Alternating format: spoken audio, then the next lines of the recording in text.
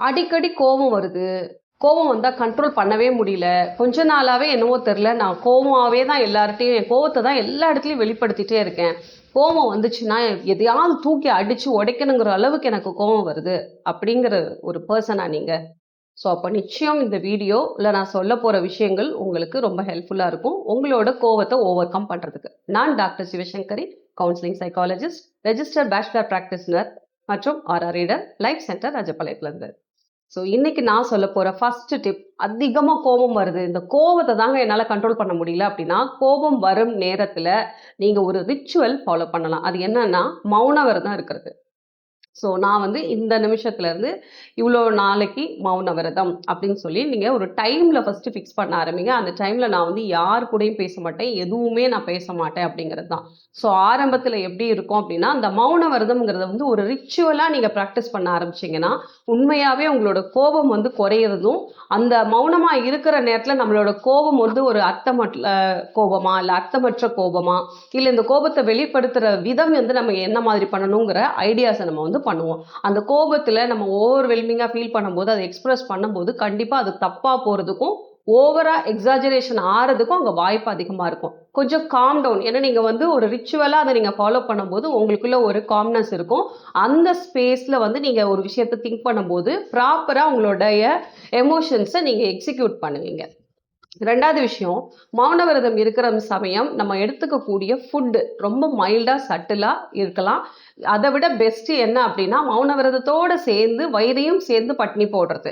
So fasting இருக்கிறது. So மௌன விரதம் ப்ளஸ் ஃபாஸ்டிங், இது ரெண்டுமே பார்த்தீங்கன்னா எனக்கு அதீதமா கோபம் வரும்னு சொல்றவங்களுக்கு இது ஒரு நல்ல ஒரு விஷயமா கை கொடுக்கும். நீங்க ஃபாலோ பண்ணி பாருங்க. உங்களுக்கு வந்து அந்த அளவுக்கு கை கொடுத்தது அப்படின்னு சொல்லிட்டு கண்டிப்பா இந்த கமெண்ட்ல வந்து நீங்க தேடி பிடிச்சி எனக்கு வந்து நீங்க தேங்க் பண்ணுவீங்க பாருங்க. ஏன் அப்படின்னா, நெறைய கோவம் வர நெறைய ஃப்ரெண்ட்ஸ் இருக்காங்க எனக்கு. அ எது எடுத்தாலும் ஷார்ட் டெம்பரா சட்டு சட்டுன்னு கோவப்படுறது.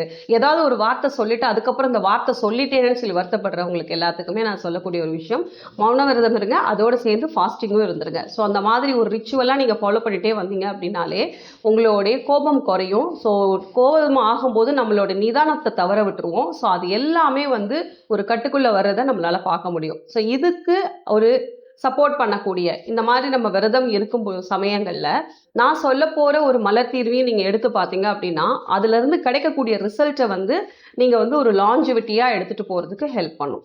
ஸோ நம்ம மௌன விரதம் இருக்கும்போது மட்டும்தாங்க கோவப்பட மாட்டேன், பேட் வேர்ட்ஸ் பேச மாட்டேன், அந்த மாதிரி தான் நான் அக்ரெஸா பிஹேவ் பண்ண மாட்டேன் அப்படின்றீங்கன்னா, ஸோ அந்த நேரம் அல்லாது பிற நேரங்கள்லையும் கூட நீங்க அதே மாதிரி உங்களோட கோவத்தை கூட அழகா ப்ராப்பரா சேனலைஸ் பண்ணுவீங்க அப்படிங்கிற மாதிரி ஒரு மைண்ட் செட்டை கொடுக்கக்கூடிய சூப்பர் ரெமெடிஸ் இருக்கு. ஸோ அதில் ஃபஸ்ட்டு ரெமெடி பார்த்தீங்க அப்படின்னா, பீச் அப்படிங்கக்கூடிய ரெமெடி வந்து ரொம்ப அழகா வந்து தன்னோட கோபத்தை வந்து ரொம்ப ப்ராப்பராக கன்வே பண்ணுறதுக்கு உதவும்.